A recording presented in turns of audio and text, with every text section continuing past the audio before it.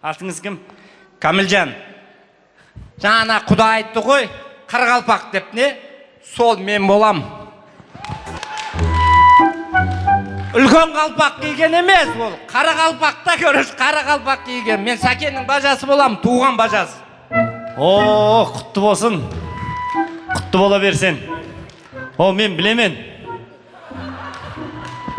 Білсең болды ғой. Мен білемен сіздің бажасы екеніңізді. Ол бағалағы әнді айтып керек болып тұрыпты. Бара алмадым қасына.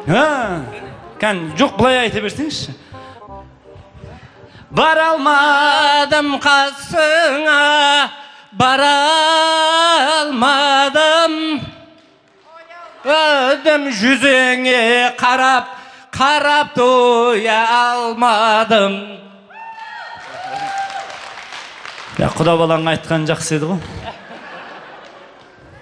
Мына қара, бұл кісіде сақал жоқ қой.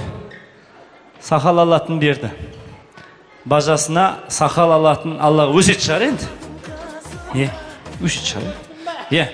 Нау енді Алла қаласа, үйге бір керек дүние болсын. Немере бар ма? Немере қанша немере? Екеу. Екі немересі бар екен. Бір немереңізге осындай бір подарка берейік, қанжығаңызды байлайық.